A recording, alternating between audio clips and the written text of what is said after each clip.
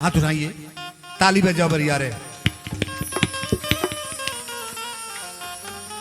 अभी हम ताली काहे बजवाई ले पर गौर कर। बाबा रामायण में लिखे हैं कि राम कथा सुंदर करतारी आ संशय बिहंग उड़ावन हारी। जब कस के ताली बजाए तो देही में जितना बीमारी मलेच्छ रोग बा इस सारा रोग बीमारी उड़ के फरार हो जाई। जैसे मान ली 10 जना ताली बजावत तारे, एक जना बहटियावत तारे, तो जे बजावत आ ओकरे देही पर के बीमारी रोग भागी। अब भाग के केकरे ऊपर चढ़ी, केकरे ऊपर जे है तार बैठल बा है। उठाइए हाथ ऊपर, हमको उठाइए सब, बजाओ ताली बढ़िया कर।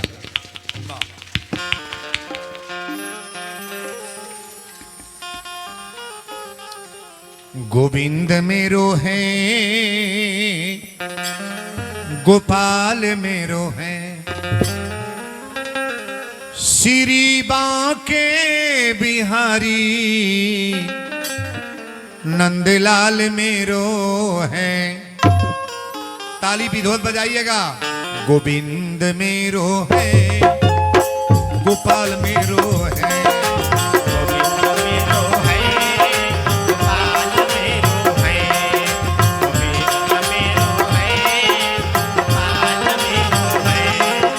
श्री बांके बिहारी नंदलाल मेरो है। श्री बांके बिहारी नंदलाल मेरो है। श्री बांके बिहारी नंदलाल मेरो है।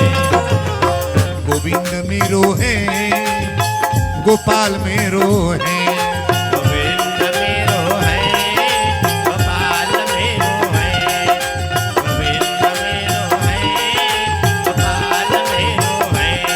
श्री राधा रमण गिरधारी, गिरधारी श्याम बनवारी।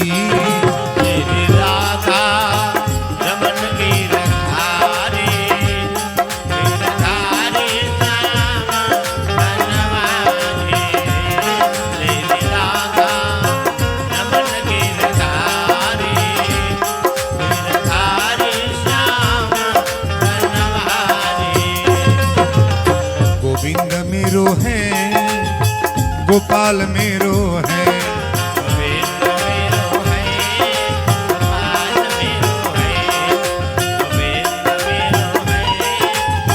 गोविंद मेरो है, गोपाल मेरो है। श्री बांके बिहारी नंदलाल मेरो है। श्री बांके बिहारी नंदलाल मेरो है। श्री बांके बिहारी नंदलाल मेरो है। गोविंद मेरो है, गोपाल मेरो है, गोविंद मेरो है, गोपाल मेरो है। गोविंद मेरो है, गोपाल मेरो है। श्री बांके बिहारी नंदलाल मेरो है। श्री बांके बिहारी नंदलाल मेरो है। श्री बांके बिहारी नंदलाल मेरो है।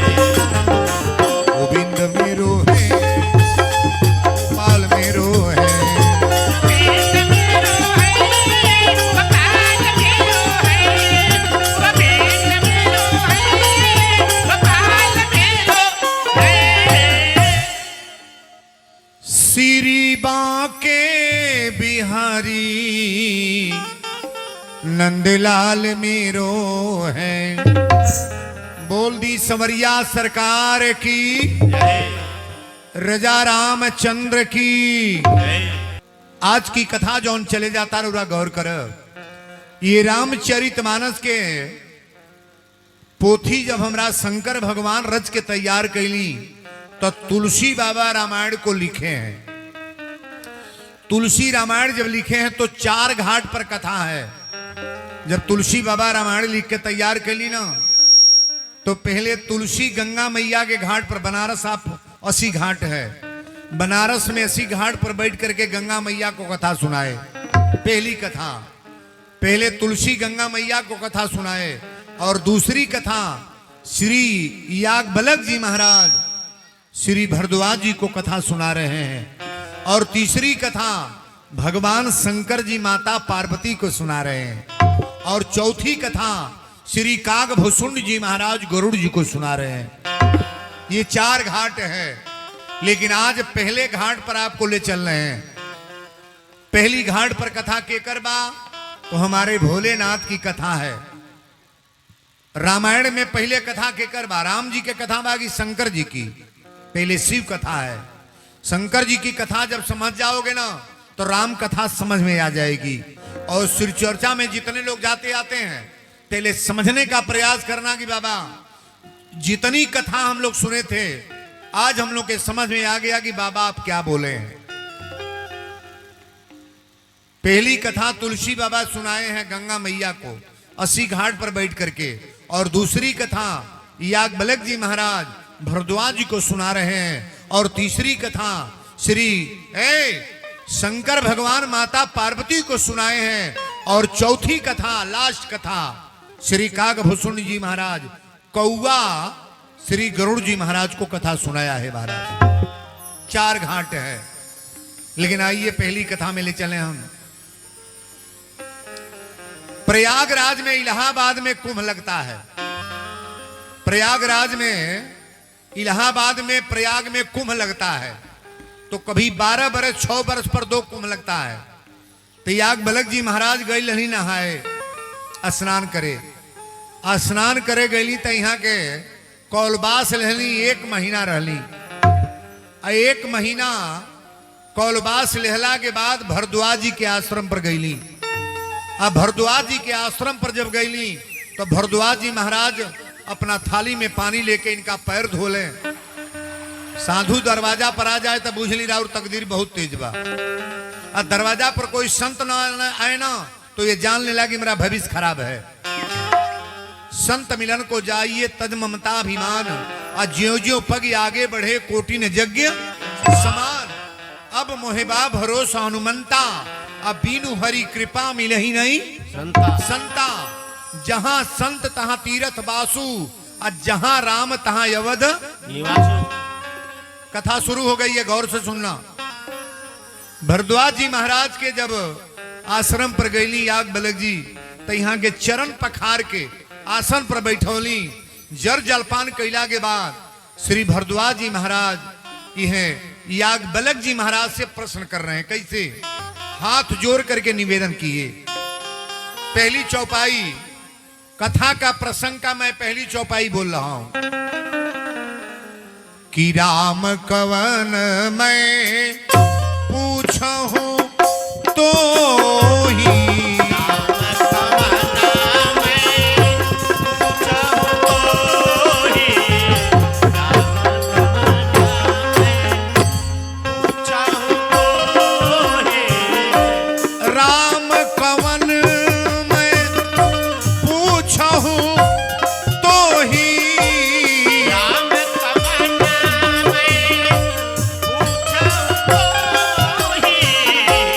कहिए बुझाई कृपा निधि मोहि, कहिए बुझाई कृपा निधि मोहि, कहिए बुझाई कृपा निधि मोहि, कहिए बुझाई। आप जितने लोग बैठे हैं पहले समझ लीजिए।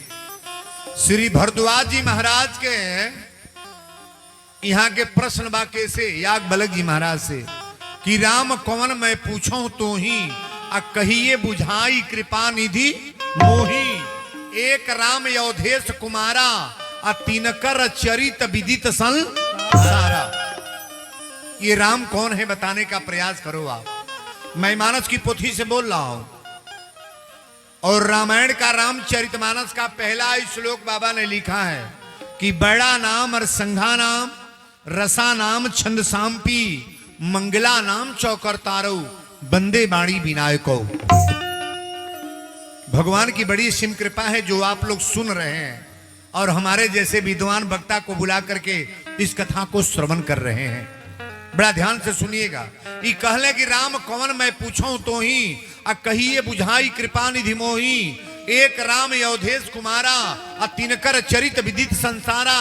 ये राम कौन है बताने का प्रयास करें आप। राम कौन है? दशरथ के पुत्र राम है कि घटघट के राम है? आखिर राम है कौन? राम को अक्षर में लिखा है बा, तन बोली ना, 2 अक्षर। शिव को अक्षर में लिखा है बा, 2 अक्षर। माला को अक्षर में बा, 2 अक्षर। है यौन चलता हबर हबर बोलत नहीं हम को अक्षर में बाई, 2 अक्षर। सृष्टि के निर्माण जब ब्रह्मा जी कैली ना, तो ये शरीर के सजी पुर्जा 2 अक्षर में बा। गौर से सुनना, शरीर का जितना पुर्जा है 2 अक्षर में। बाल, बाल को अक्षर में बा, बाल, कान, नाक, ओठ, गाल, दांत, मुंह, जीभ, दाढ़ी, गला, छाती, पीठ, पेट, पैर, जितना पुर्जा है को अक्षर में हो रहा है ना? बोलो 2 अक्षर में। अंदर आ जाइए, अंदर हाड़, चाम, नौस, खून, मांस को अक्षर में बा, 2 अक्षर में। जौनी खानदान से पैदा होता नहीं जा, यो 2 अक्षर में। नाना नानी, मामा मामी, अम्मा पापा, चाचा चाची, मौसी मौसा, भैया भाभी, दीदी जीजा, फूआ फूफा को अक्षर में होता। बाबा लिखे हैं कि मोरे मन प्रिय अति विश्वासा, राम से अधिक राम कर। भगवान से बड़ा स्थान किसका है? जो कथा में बैठे हैं। आप अपने को कभी पोजीशन कम न लेना। बड़ा तकदीर वाले लोग कथा में बैठ करके कथा श्रवण करते हैं। ये कहले कि राम कौन मैं पूछो तो ही, जैसे मान ली हमसे रउरा पूछी कि और नाम का हो। हमसे कोई व्यक्ति पूछे कि बाबा आपका नाम क्या है, और हम कह रहे हम आ रहे हैं गोरखपुर से, तो ये आंसर गलत है कि सही है? गलत है। आप मेरा नाम पूछ रहे, नाम बताना चाहिए। हम कह रहे हैं गोरखपुर से। ये कहले कि राम कौन मैं पूछो तो ही, आ कहिए बुझाई कृपा निधि मोही। एक राम अयोधेश कुमारा, तिनकर चरित विदित सन। एक बार राम का नाम इन्होंने लेबे नहीं किया। अब ये जो कौन कथा शुरू कर दिले, तो डायरेक्ट शंकर जी का पकड़ ले। एक बार त्रेता जुग माही,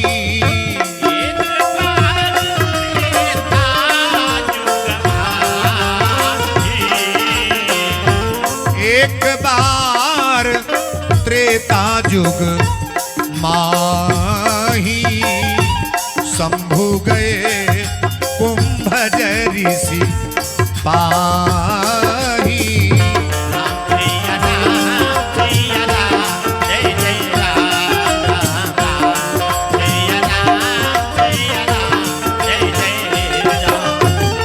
संघ सती जग जननी भवानी,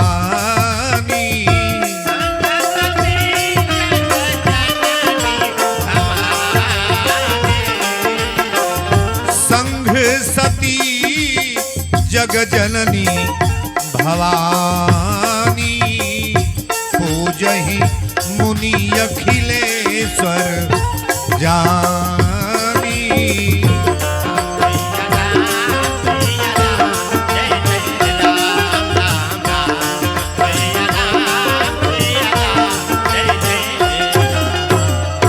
बोल दी शंकर भगवान की।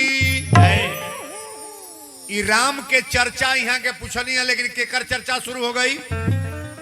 शिव जी के चर्चा शुरू हो गई। हे रमणवा में पहले शंकर जी के हमारा भोलेनाथ के कथा बा। जब शंकर जी को समझ जाओगे तो राम जी समझ में आ जाएंगे, और शिव को नहीं मानोगे तो राम समझ में आने वाले। एक बार त्रेता जुग माही, शंभु गए कुंभज ऋषि पाही। शंकर जी अपनी मेहरारू के कथा सुनावे लेके जाता नहीं।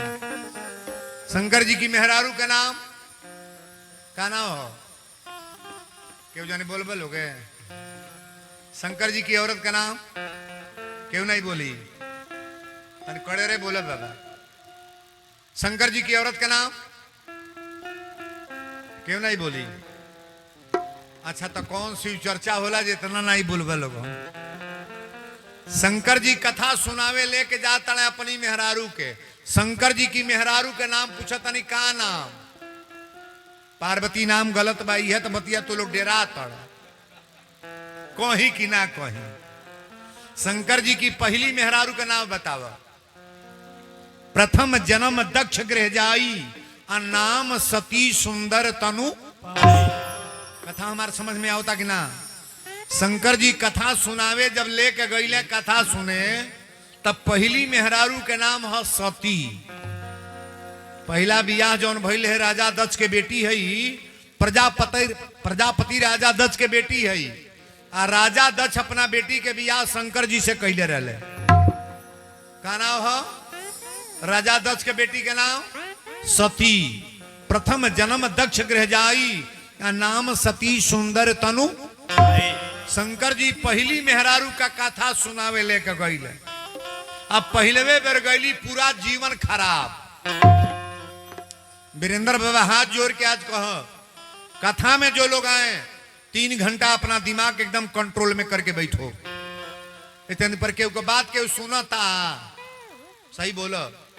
बेटा बापे के बात बेटा मानता, मर्दे के बात मेहरारू मानतिया, सासू के बात पतोह मानतिया, केहू केहू से मतलब बा। अब वीरेंद्र बाबा 3 घंटा सबके मना दिए कि ना? ना मना दे, नहीं मनाई, हमरो नहीं क्यों मानी? कहो ना मनबा लोगों। 3 घंटा एकदम कांटा करके बैठाएंगे।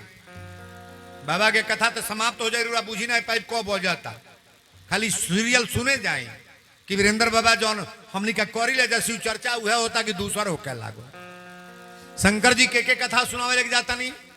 देखी बड़ा तकदीर जेकर तेज होई तेकर मर्द अपना मेहरारू के कथा सुनावे लेके जाई। हई बसाहवा टोला है तो टोला न बा, आधा गांव का मर्द खा खा सूत गईले। अब मेहरारू के वाड़ी वाड़ी बन को चल चल तनी हम सुनो, तू सुत का करेगा? तारा साथे मर्द जे हैं, कहो तनी में जे बैठल बाबू बताई, औरतन के पति एगो होला कि 2 गो? तन बोला हो तो लोग एगो पति बाणे के 2 गो नहीं बोलो गो। अरे सत्संग में कबो तो गईले हो बुझा दादा, को पति बाणे एगो कि 2 गो? एगो।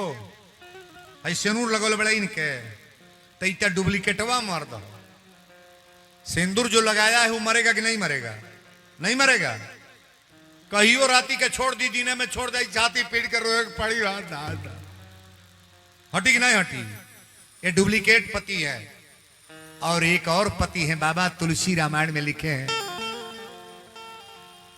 कि तुम करुणा के सागर सबके प्राण पति। मैं मानस से बोल रहा हूं। सबके प्राण पति। वीरेंद्र बाबा के एगो पति बाण गिना, अरोरा पच के एगो पति बाण गिना। कौन पति? ये प्राण के। भाई तो सिंदूर लगावेला डुप्लीकेटवा मर्द बा, रसोई बना के दे तड़ू तो अच्छो अच्छो बा, 2 टाइम खाना न बनावा, देखा बाउंडल हो जाता कि ना हो जाता? हाँ? दशा खराब बा। मर्द कमा के ले आवता तो मेहरारू अच्छो अच्छो कैले बा। अब 5 दिन बैठ जा, ड्यूटी न कर, नौकरी न कर, मजूरी न कर, देखता आरती उतराता। बोलत बोलत हार जब 1 कप चाय नहीं मिली, बियाहवा के जेके ले बनी ओकर बात होता। ये डुप्लीकेट रिश्ता है। भगवान का रिश्ता कभी टूटता नहीं है, परमात्मा का रिश्ता। ये गजल की लाइन बजा लीजिएगा। ये सम्मा जब बुझ गई तो बोलो समरिया सरकार की जय। ये सम्मा जब बुझ गई तो अरे महफिल में रंग आया।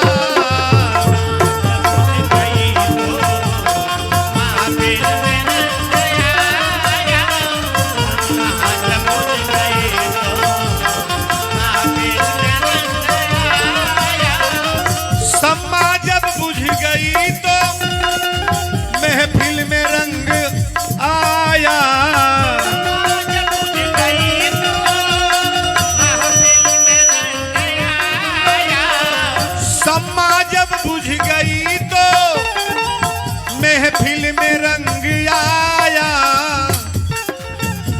अरे जीवन खत्म हुआ तो, ये जीवन खत्म हुआ तो जीने का ढंग आया।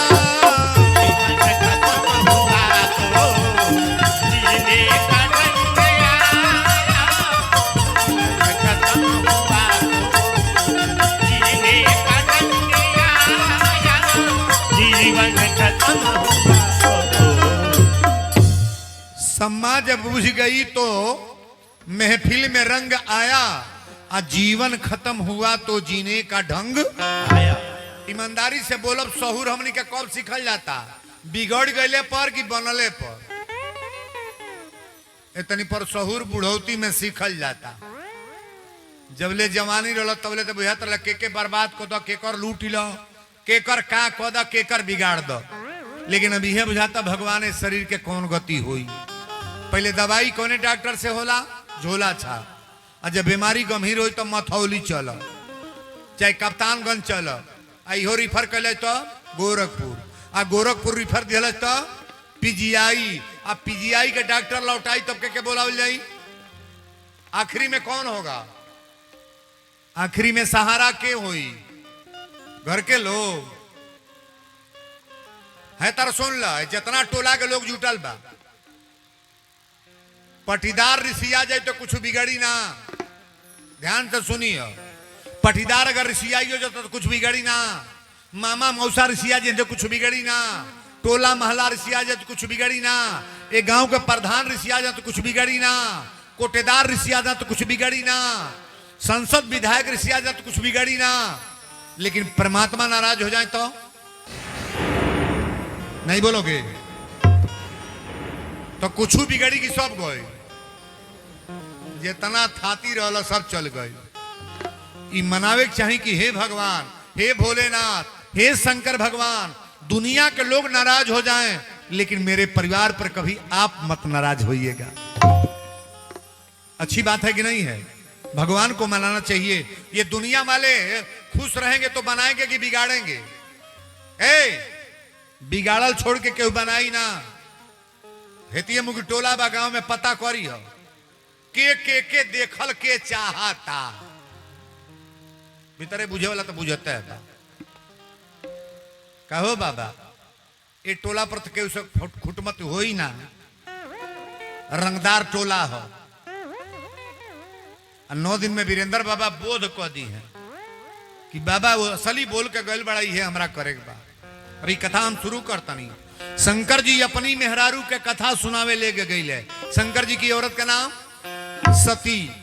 सती कली कहाँ कथा होता? शंकर जी कहले पर्वत पर कथा होता। सती कली सजी रामायण जब रही चले बानी तो कथा सुने कहाँ चलता नहीं। शंकर जी कहले वो जगह पर चलता नहीं जहां दिमाग बदल जा। कथा से विचार बदलता है कि नहीं? बदल जाता है। कोनो स्कूले पर संस्कार नहीं पढ़ाया जाला। किसी यूनिवर्सिटी में जाए तो संस्कार नहीं पढ़ाया जाएगा। डिग्री कॉलेज में संस्कार नहीं पढ़ाया जाएगा। लेकिन कथा के पंडाल में आएंगे तो यहाँ तो संस्कार पढ़ाया जाता है ना। केवल संस्कार समझने का प्रयास करो। शंकर जी लेके गईली तो सती के लेके आगे में बैठली। शंकर जी रामायण रचना किए हैं और धरती पर सबसे बड़ा देवता हमारे शंकर भगवान हैं। हमारे अविनाशी भोलेनाथ हैं। आज सावन का महीना में कोनो ऐसा घर नहीं के जरा घर 3 पतई के पत्ता चढ़त न होके। 3 पतई कौने पौधा में होला? पपीता में।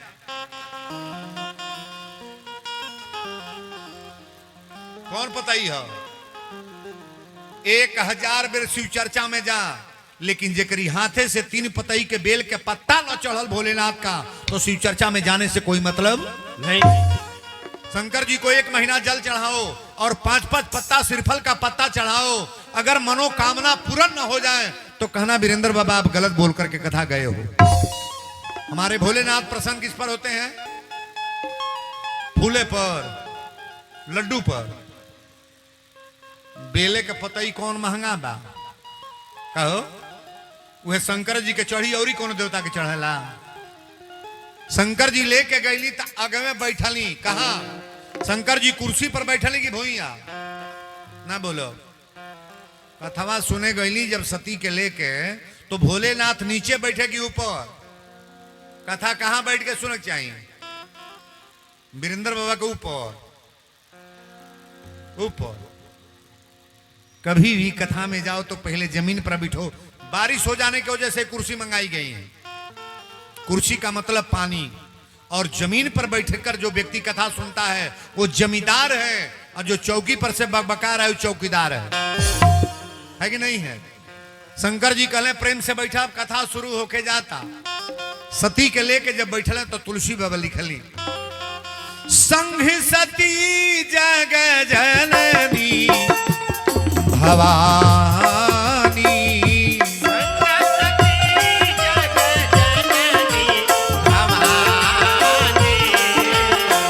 संघ सती जग जननी भवानी, पूजहि मुनि अखिलेश्वर जानी।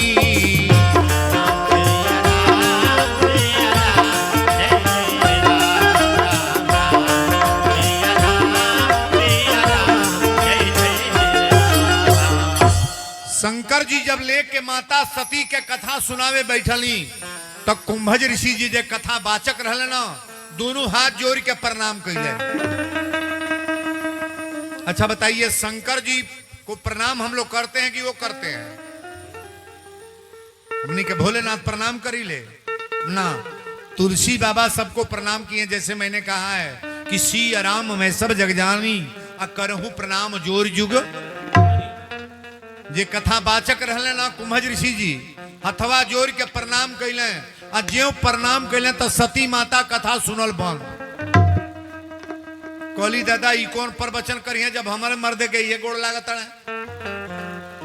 ये गौवा पर कई मेहरारू कहत हो भीतर जो वीरेंद्र बाबा बोलते ना, तो हमार मालिक जानबे करे। कई गो मर्दों तर बतिया वाले लोग, पुरुष लोग, कि जो बाबा कथा कहे हैं ना, हमको तो ये मालूम है। शंकर जी पूरा रामायण रचे हैं, लेकिन तभी कथा सुनने दूसरे के पास गए हैं। ऐसा कभी न सोचना कि सबसे आगे हम। नजर उठा करके देखना कि एक से एक आले लोग हैं महाराज। हम कोई विद्वान नहीं, हमसे बड़े बड़े लोग हैं, बहुत अच्छे अच्छे लोग हैं, जिनकी कथा में आज कम से कम 1 करोड़ रुपया खर्च होता है तो कथा होती है। और वीरेंद्र बाबा को तो आप लोग बुला लिए हो, लेकिन एक जान ले, तुलसी के पत्ता छोटहन होके चाहे बड़हन होके काम बराबर करी कि ना? न करी। सहगावन के पतई हेते तेबा उसे भोग लागी जी। भोग कैसे लागी? अब भोग लगावेला सौदा घर में बनी तब न लागी। जौने घर में शंकर जी के फोटो लागल बा, मूर्ति धोइल बा, हनुमान जी के फोटो लागल बा, दुर्गा जी के फोटो धोइल बा, मूर्ति धोइल बा, अगरबत्ती कपूर सास पतोई देखावा तड़ी, और वही घर में लहसुन प्याज डाल के अब बाजारी से काट के आयल हाड़ गोड़, और वही में धुआं रहा दिया था। वो घर में देवी देवता रही कि भगी हैं? बोला हो, बसहवा टोला पर तो खाते नहीं हुई, पूरा गांव साधुए हो। अब बुझे वाला तो बुझते है, तो परेशान न होकर कि ये बाबा बीमारी हो गई, ब्लड कैंसर हो गल, टीमर हो गल, पथली हो गल, हई रोग हो गल, शुगर हो गल, बीपी हो गल, 100 गो रोग पकड़ेगा। देवी देवता से मजाक मत किया करो आप, कतई नहीं। अगर घर में मूर्ति है, फोटो है, कैलेंडर है, तो बाहर बना करके जिनको खाना है खाएं, लेकिन मंडप में ऐसा कार्य कभी मत करो आप। बोलो सच्चे दरबार की जय। हथवा जोड़ के जब प्रणाम करें तो सती कथा सुनल बन। अकेले भगवान शंकर जी कथा सुनता नहीं, के सुनता? हमारे भोलेनाथ अकेले सुन रहे हैं कि राम कथा मुनि बर जय बखानी, राम कथा मुनि बर जय बखानी, राम कथा मुनि बर जय बखानी, सुनी महेश परम सुख मानी, सुनी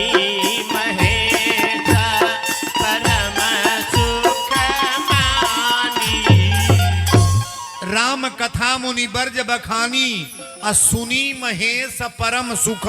पानी शंकर भगवान अकेले कथा सुनतनी और बताई सती के जमाना गलत होई कि निमन होई।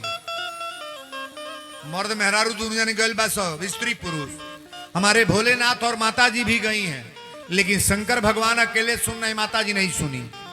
अब ये जो जीवन बर्बादी, कथा में मत आओ ठीक है, लेकिन कथा में जब आए तो विधिवत कथा सुने और कथा के बाद आरती को प्रणाम करें और आरती के बाद प्रसाद जो मिले वो प्रसाद ले करके तब अपने घर को जाना चाहिए। परिवार को गड़बड़ हो जाएगा। उस ससुरा से नीक नहीं हरवे बा। हमारे भोलेनाथ उसी पर लुभाते हैं। का एक लय ले लिया,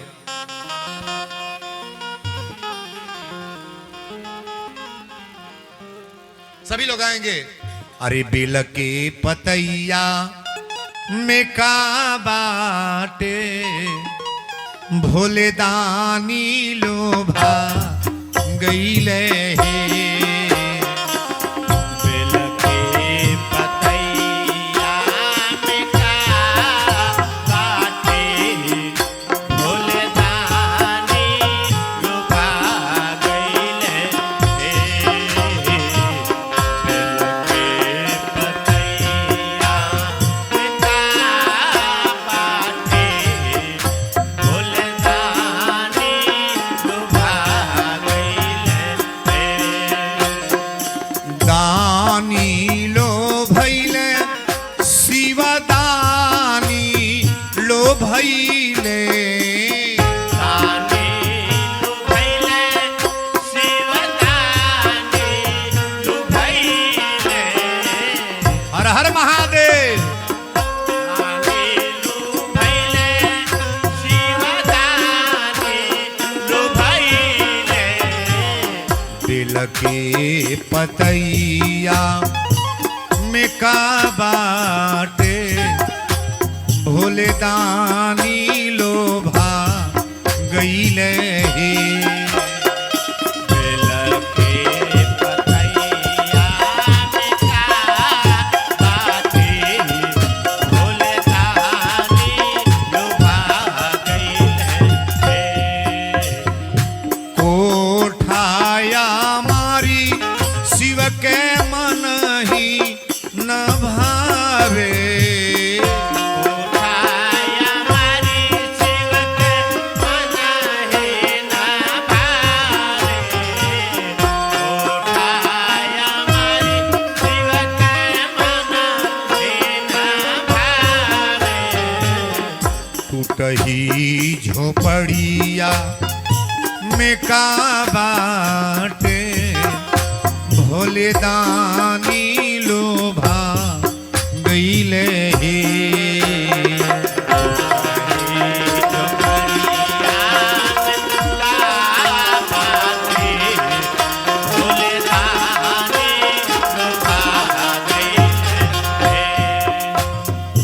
पेड़ा मिठाई शिव के मन ही न भावे, पेड़ा मिठाई शिव के मन ही न भावे। पेड़ा मिठाई शिव के मन ही न भावे।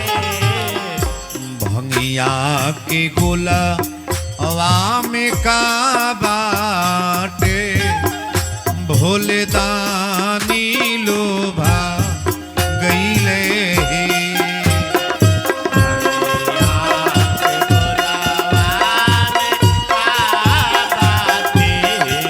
भोले दानी लुभा गईले हे। हाथी से घोड़ा शिव के मन ही न भावे, हाथी से घोड़ा शिव के मन ही न भावे। हाथी से घोड़ा फूल के मन ही न भावे। बसहा बैलवा में का बाटे,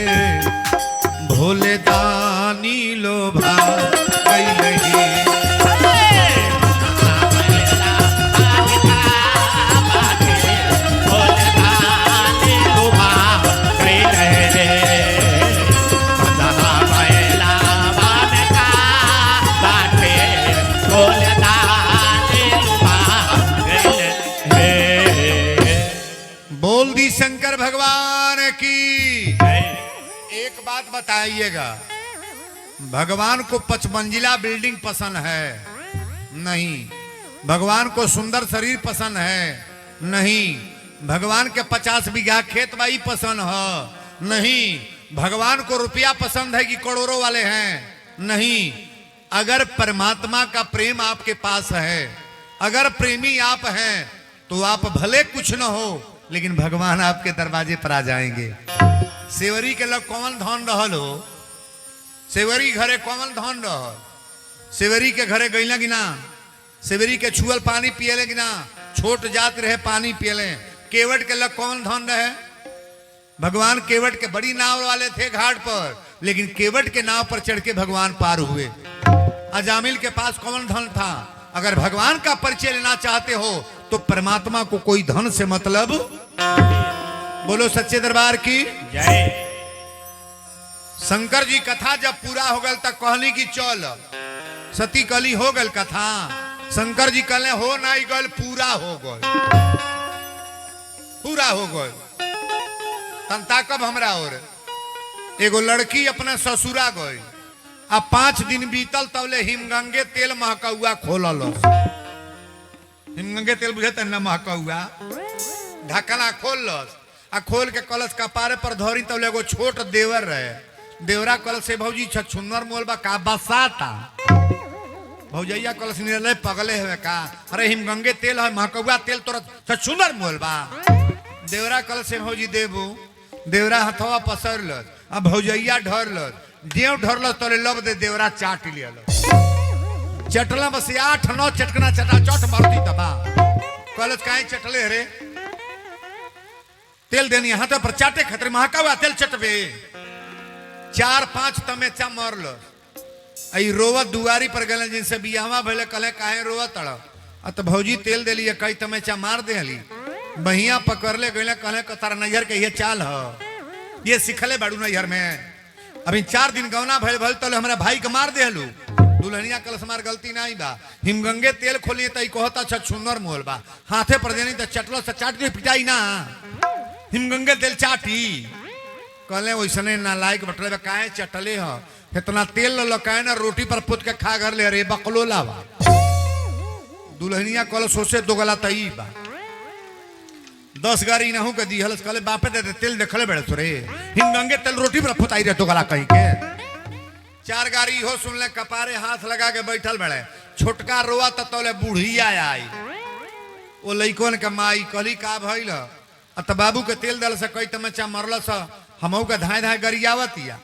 दोनों के बहिया पकड़ ले गोल। बुढ़िया कलश कले दुलहिने तर नैहर के ये संस्कार है सीख के आल बड़ू। ई लोहा बोला देवर के मरलू है के गाड़ी दे तार मर दो।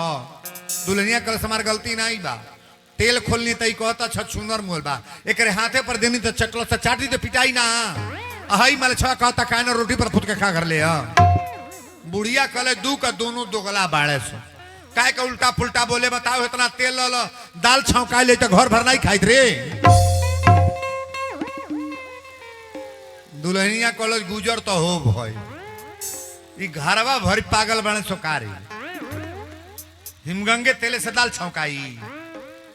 अपनी बेटी के बियाह कबो करत संस्कारित परिवार में। शंकर जी कहले अब चला हो गई, हो गल चला कथा।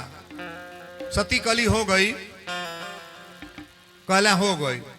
तुलसी बाबा रामायण में चौपाई लिखले मुनिसन विदा मांगी त्रिपुरारी।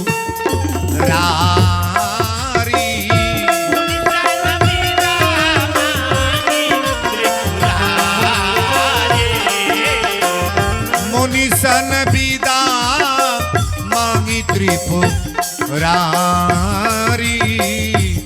चले संघ ले दक्ष कुमारी।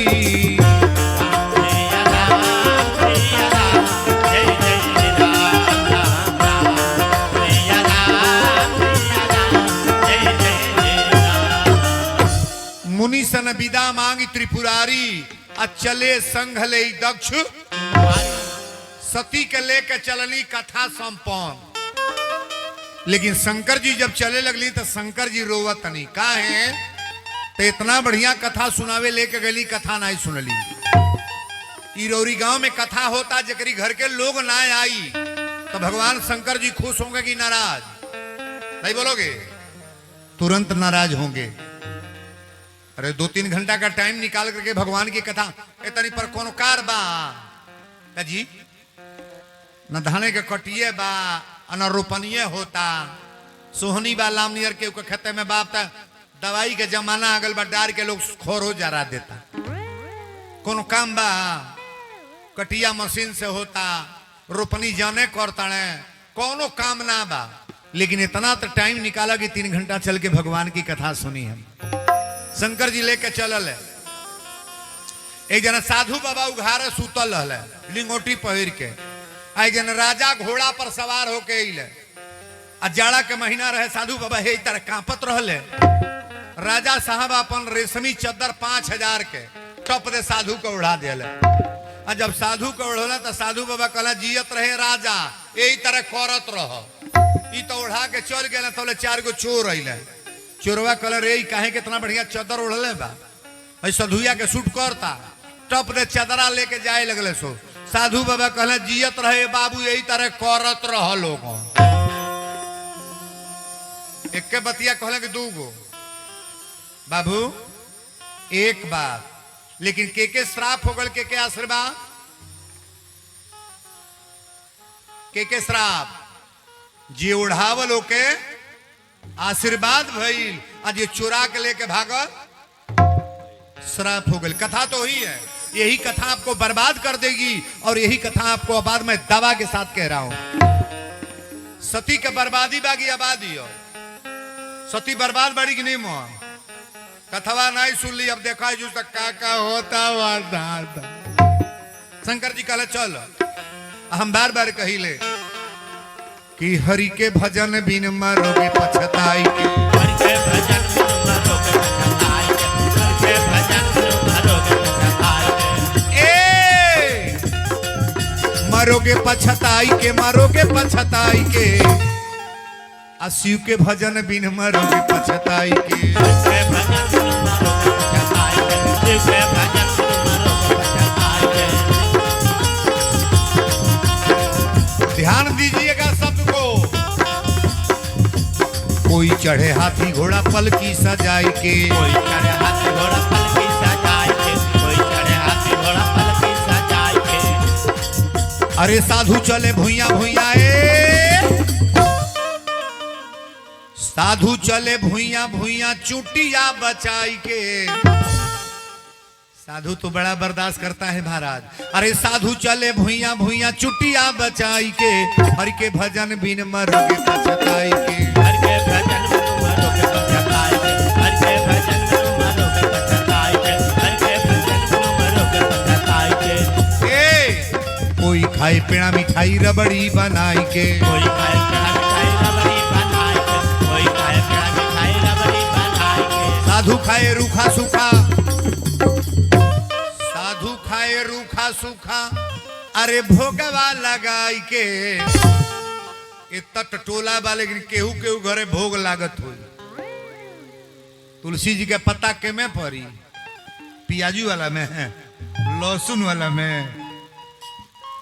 अरे साधु खाए रूखा सूखा भोगवा लगाई के। हरि के भजन बिन मरोगे पछताई के। हरि के भजन बिन मरोगे पछताई के। हरि के भजन बिन मरोगे पछताई के। हरि के भजन बिन मरोगे पछताई के। कोई ओढ़े साला दुसाला तोशक बिछाई के। कोई ओढ़े साला दुसाला तोशक बिछाई के। कोई ओढ़े साला दुसाला तोशक बिछाई के। साधु सुते धरती पर साधु सुते धरती पर कमरी बिछाई के। हरि के भजन बिन मरोगे पछताई के। हरि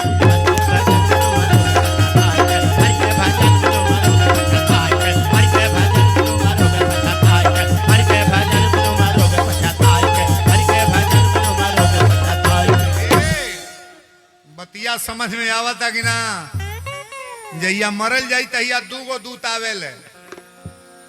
2 गो दूत ही हैं धर्मराज जमराज तो जमराज ओके ले जाइए जे कबो कथा ना सुनल, माई के सेवा ना कईल, बाप के सेवा ना कईल, अपना सासू के सेवा ना कईल, ससुर से सेवा ना कईल, अपना से बड़ा के जे सम्मान ना कईल, साधु संत का आदर नहीं किया, कभी भगवान की कथा नहीं सुना, तो मरने के बाद जमरा ले जाएंगे मारते पीटते।